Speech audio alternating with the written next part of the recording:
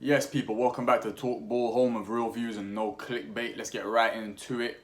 We're talking about the preview for tomorrow's match against Wolves. It's a big match. If we lose that game, and it's not even if we lose. If we draw that game, bro, we put ourselves in a very bad situation. If we gotta get the 3 points in that, man. If we really want to get top four, like we need to get 3 points out of that game, man. You know what I'm saying? There's not many games that we can afford to lose points on, and against teams that are below us or supposedly on the same level as us. Uh, Sorry, the quotation should have been for below us. You get me? So for the teams that are below us and not as good as us, but on the same level of us, bro, we gotta get 3 points against those guys. It's imperative, bro. It has to happen. You know what I mean? Like losing against the guys who are flying, doing better than us, that's one thing. But the guys that are more or less on the same level as us, like we can't lose them points, man. And Wolves have been bad. Wolves have been wavy, man. They've got a banging little group there. They all rate each other. They all respect each other. They all play for each other. They play for the manager. They do their best in every single game. I just seen their manager Bruno Lage get the manager of the month award, and he brought out the whole staff from the stadium out to receive the award with him. You get me? So they got a real good spirit in that team. So they're gonna go hard tomorrow. And I think we're even playing them in 2 weeks or either the week after or in 2 weeks. So like we gotta get maximum points against these guys. If they beat us in both games, they go ahead of us. You know what I mean? And really and truly, to me, a draw is a loss at this stage. So we gotta get the 3 points, man. We really gotta get the 3 points. What do I think is gonna happen in this game? I can't even lie. I don't know. I don't know what's going to happen in this game because our players can turn up. You know what I'm saying? If Saka and Martinelli do their thing, they can turn up. If Smith Rowe turns up, we can do something. If Partey turns up, we can do something. But Wolves are on point. It's the whole team. It's a whole team situation in Wolves. Ruben Neves and Moutinho have been killing everybody that they play against. You get me? Jimenez is back in that team. He's back making problems for everybody that he plays against. It's a problem, bro. It's a problem. The Wolves team is a problem, and I can't lie. I'm not the most confident about that game. I'm not quite sure what's gonna happen, and yeah, man, it's gonna be a tight one. It's gonna be a tight one. I believe we can win. I believe we can win that game, but so do the Wolves fans. You get me? So does Bruno Lage. So do their players. So like it's gonna be a tight one for sure. It's gonna be a bit mad. We don't have Tomiyasu in the team. It looks like he's not gonna play. He's like Arteta said, he's got a recurring injury, and I don't know. He might not play. Like when I look at that, I think, why did we sell Chambers? You know what I mean? Like what did we gain from losing Chambers? It makes no sense. We need all the players we can get until the end of the season. It's ridiculous. He might have to play. I don't think he's gonna play Cedric right back. I don't think he'll play Cedric right back. I don't think he likes Cedric that much. And to be fair, Cedric hasn't like convinced much recently when he's played. So like I'm not surprised if Cedric don't play. I'm expecting him to put Ben White at right back and put Holding centre back. I'm not very happy about that. Holding isn't that great. He's a bit rash, and I don't think he reads the ball I don't think he reads where the ball's going very well. So, but you know, next to Gabriel, guys look better. So maybe it will be okay. But they definitely will target Holding tomorrow. They definitely will target Holding. And I don't know if Neto's back for Wolves or not. I'm not sure. If Neto's back, then Ben White has a big task on his hands because Neto is a problem. We should get Neto. I don't know what we're on. We should have gone all out for Neto, but yeah. If Neto's back, then that's a problem for Ben White. But I don't think he is. I think he's got a bad injury, so I don't think he'll be back for that game. But Podence is in that game, and Podence is good. He's a tricky player, very technical, very intelligent with his movement. So we got something to worry about in the back for sure. We definitely got something to worry about. Without Tomiyasu, it's a bit peak. Tomiyasu is a good player, man. I rate him. He's done well since he's come in. He's a calculated defender. I love a calculated defender that doesn't just do things because he thinks that he needs to do it in that moment. He reads everything. He makes informed decisions every time he makes a decision. So it's a bit of a loss. He might still play. They're saying that he might play. They're doing tests and that, but you know, it's a tight one. It's not looking like it. And I don't like rushing guys back from injury. I hate that so much. It shows desperation, and it can just lead to just destruction for that player. You get me? And I don't like that. Like we don't need to do. We shouldn't need to do that. To not lose tomorrow, to win the game tomorrow. So yeah, that's a bit mad. But yeah, I think that's the only guy we have out. Apart from that, everyone's ready to go. Xhaka and Partey are back from suspension. That's probably going to be the starting midfield. I imagine it's going to be Lacazette, Gabriel, and Saka, with Partey, Xhaka, and most likely Odegaard on that team. I would prefer it to be Smith Rowe, but this guy's taken a liking to Odegaard recently, and he's kind of pushed Smith Rowe to the side a little bit. So I can imagine it's going to be Xhaka, Partey, Odegaard in the middle, and Gabriel, Martinelli, Lacazette, and Saka up front as the three up front. Lacazette, if he goes in back into if he's going to be box to box role basically, like as he always is, he's going to have a tough time against Moutinho and Neves, but it's going to be long for him in that midfield. So Xhaka, Partey, and Odegaard are going to have to put in work to do well against those two, because those two are a problem. Those two are a problem. In the back, Tierney is going to be back in the left back, and as I said, Rob Holding, Gabriel, and most likely Ben White at right back with Ramsdale in goal. Yeah, man, it's going to be difficult. It's going to be difficult. I reckon Gabriel can handle Jimenez, but as I said, they're going to target that right hand side. Ben White is, I don't know, I don't think he's a very good right back, and Holding is going to be on that right centre back position. So that's going to be our weak spot, I'm assuming, because Tierney and Gabriel will most likely hold it down on the right. If Neto is back, then that right hand side for us is going to look very peak, and Saka's going to have to do a lot of tracking back, and otherwise we're gonna get pierced through like it's nothing, bruv. So yeah, sorry, it's got caught. As I was saying, yeah, man, we'll get pierced like it's nothing, bruv, if Neto is back on that pitch. But either way, it's gonna be difficult with Ben White and Rob Holding's right centre back. You know what I'm saying? We'll see how it goes. It's gonna be a very tight game. It's gonna be a good game, actually.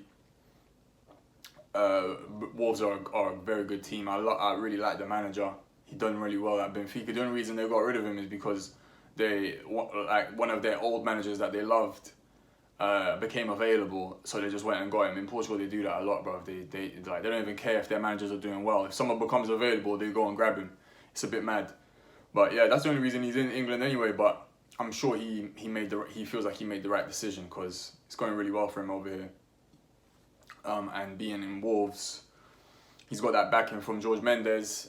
And he knows that, you get me, he can make things happen. George Mendes can get players that he needs. Maybe not the exact players that he wants, but the exact type of players that he wants. He can make that happen, because the access Mendes has to the Portuguese market is crazy. He can get any Portuguese player he wants, as long as they're not like, you can't go and get Bernardo Silva to come to Wolves, but you can get anyone from the Portuguese league to come to Wolves, like from any of the teams, Sporting, Benfica, Porto, whichever, you name it, bro. He'll get them in, and any good Portuguese player outside of like the major clubs in the world, he can get them to come to Wolves. And Portugal's got a crazy array of players. So yeah, man, things are looking decent for Wolves. For us though, it's a bit mad in terms of goals. Wolves are a decent, well-drilled side. I think we can score some goals. You know what I'm saying? It's not going to come from Lacazette. It could come from Lacazette, but I don't think it's going to come from Lacazette. Most likely it's going to be Martinelli and Saka. I think Odegaard might even find some space and get himself into positions where he can score. But it's peak, man. It's peak. We don't really have a certified goal scorer on our team at the moment. Arteta was saying that we have 3 strikers, but he only mentioned Lacazette and Eddie Nketiah. I'm assuming he meant Martinelli as well. And in my opinion, Martinelli should be the striker, to be honest. He should have been the striker. I was saying Martinelli should be the striker even from when we had Aubameyang, because I knew Aubameyang wasn't going to play in this team. I knew it. The way that we play, Aubameyang was never going to play in this team. So, for me, I was always saying Martinelli should be the striker because the way that we play, Martinelli is perfect for the way that we play. A lot of people are saying that. I saw Ian Wright saying that Pep should play as the false nine. I'm thinking, because then he gets freedom and gets to run at people. I'm thinking, what is this guy talking about? Like, do you guys even know what a false nine is? Do people think that we play with a false nine? We don't play with a false nine, bro.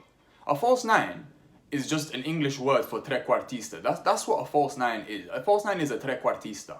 That's an Italian term for a striker who isn't just a striker, but he also creates play for the two wingers that are next to him. You know what I mean? Or sometimes even for the striker that is just ahead of him. He's not really an attacker. He's not really a number 10, but he's not really an ST either. He's a CF. He's like a centre forward. So he's a forward player that plays in the centre. That's what a false nine is. We don't play with a false nine. We play with a guy who runs really hard. His job isn't really to create play to make plays for the wingers. His job is to make space for the wingers. He runs back, gets the ball, blah blah blah blah blah, and he kind of drags players out of position and things like that. But mostly, as you see with what Lacazette does, he's there to like work hard. He's there to work hard, and it's also the same thing that Firmino does. They're there to work hard to clean up in that midfield, get on the end of goals if they can, link up if they can. But their job really is to occupy the midfield and the centre midfielders and the centre backs. That's their job. That's not what a false nine does. When Messi was playing false nine for Barcelona with Pep Guardiola, he wasn't running down. You know what I'm saying? His job wasn't to run down the defenders, bruv. His job was to get ball and create play for the guys around him, and also get on the end of like score goals. That was his job. Lacazette doesn't do that for us. That's not what he's supposed to do. He like, if he can get back in there and score goals, yo, lovely. But that's not his game. He's not like that. He's not like, his natural fitness isn't very good. So he finds it hard to run down midfields and centre backs and then get right back into position to score goals. He finds it hard to do that, and we've seen it. Like, he looks tired. All the time he looks tired. He does well sometimes, he picks up the ball, he does some nice moves, but then you can tell even with his shooting, sometimes with his final pass, it lacks because he's fatigued, bruv. He's finished. He's just so tired. You know what I mean? And that's why I think that I've always said Martinelli should play in that position, because Martinelli's natural fitness is on a different level, bruv. It's like Suarez's natural fitness. It's like Firmino's natural fitness. He can he can sprint for 90 minutes. And he's got that hunger to then go get back into the goal and score, to go get back into the box and score his goal. So, for me, Martinelli should be starting striker all the time, bruv. Like, for real. And who knows, we could put Smith Rowe in his position. We could put Odegaard in his position. We could even put Pep, but this guy hates Pep, so I doubt he'll put Pep. But we can put Odegaard and Smith Rowe in his position, and even this kid, Amari Hutchinson, maybe he could play in his position. I'd rather see Nuno Tavares, bro, play on the wing than have Martinelli on the wing with Lacazette in the middle. Like, it's just counterproductive. But he's not going to do that now. Without a doubt, he's already named Lacazette the captain till the end of the year, to the end of the season. What the hell is that about? I don't understand that. Lacazette is definitely leaving the summer. It's just another like ridiculous captain choice. Like, I don't know, man. It's looking a bit mad. I can't lie. It's looking a bit mad. Arteta is just, I don't know. I don't know why don't like I just can't understand what that guy's on sometimes. I can't understand what that guy's on sometimes. It's the assistant manager thing. It's a bit mad. But then again, assistant managers, they're not supposed to be deciphered. You get me? They're just supposed to relay the message that the main manager gives them. That's all it is. So me trying to decipher this assistant manager's thoughts and decisions, it don't make no sense, bruv, because really and truly, I believe this guy doesn't know what he's doing. He's taken what he learned from Pep Guardiola, he's trying to mimic it and maybe add his own flavour onto it. But you can't copy what Guardiola did, bruv. You can't recreate it. And what he does, and what he did and what he does, you can't recreate it. It's just impossible. That's Guardiola's thing. You get me? So, this guy, you can tell that he definitely tries to do what Guardiola did, but it just don't work, bruv. It just don't work. Like, it just don't work at all. Like, it's not even about players, bro. It's not even about players because you can tell now gameplay doesn't work. When Guardiola first went to City, you could tell straight away what they were trying to do. But you could just see, yeah, this guy's missing a couple players. I even remember Guardiola saying, he didn't even say that his players weren't good enough. But the first thing he said was, yo, I need fast fullbacks. That's what I need. My fullbacks need to be fast. If they're not fast, then my thing can't work. It can't run. So, you get me? He knows exactly what he's on. Whereas Arteta, I don't think he knows what he's on, man. I don't think he knows what he's on. Again, like, on a real, I think he plays with pride and ego and arrogance. He manages with pride, ego, and arrogance, and like that's just a recipe for disaster, in my opinion. Like, even like with this press conference, this pre-match press conference that he did today, I think it was. They asked him about Oba, like they asked him about Aubameyang, like 5 or 6 times, like sporadically through the interview, and this guy answered every question. Like, why are you answering that question? Tell him to move on, bro. It's not about Aubameyang no more. You don't need to prove that you were right in sending him off for free, bruv, and deciding to pay his wages. You don't need to prove that you were right in making that decision anymore. He's gone. What's important is what we have here. Stop talking about Aubameyang. Oh, I was definitely the solution. Like, what do you mean? Like, shut up, bro. You sound like an ex. You sound like an ex-boyfriend or ex-girlfriend, bruv, that just wants everyone to know that it wasn't them that fucked up. Bro, get the hell out of here, bro. You should have told that journalist, stop talking about Aubameyang. The first question, fair enough. But the second question, it should have been locked off from then. Listen, we're not here to talk about Aubameyang. We have a match tomorrow. Talk about the players that we have. Please. That's all you had to say. You didn't need to answer every question about Aubameyang, bro. It's like ridiculous. He just want to prove that he was right and Aubameyang was wrong. Like, get the hell out of here, man. As I told you, I told you, bro, he flipped out in that meeting, like when Aubameyang said he was angry and I was calm. I could imagine it. This guy go crazy. Oh, you don't blah, blah, blah. And Aubameyang was just like, whoa, bro, what you want? Like, relax. And then he was like, oh, I've had enough, get out of it. And you know what I'm saying, telling himself, I was right. You know what I'm saying, they're not toxic. I mean, you're not toxic, they're toxic. That's what this guy was saying in the mirror, bruv. It's ridiculous, bruv, it's ridiculous. But yeah, man, it's going to be a tight game tomorrow. It's going to be a good game, like, without doubt. I'm not even going to be able to watch it live. I'm going to have to watch that replay afterwards. And I'll give that post-match review. And then on Saturday, I'm even doing a next post-match review with Arteta Talk Instagram page with J-Man, a guy that's starting his page now. Be nice to have a little conversation with someone about our match. And yeah, it's going to be a tight one. Hopefully we get the 3 points. That's what I care about now. I don't even care about us playing good football or not. I actually couldn't care less anymore because we just need to get top 4. Because this guy's not going nowhere. Like, he's not going nowhere. Our team's too good for us to lose every week, so he's not going to get sacked.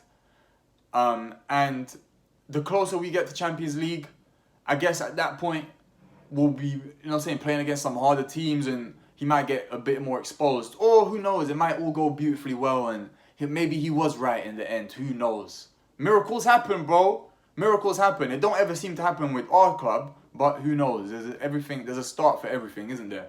So, yeah, man, let's see how it goes. Hopefully we get them 3 points. That's all I want. As I said, don't care how we play, don't care who scores. I don't even care no more. I just want the 3 points. That's all I want. That's all I want now. But yeah, man, this was TalkBall.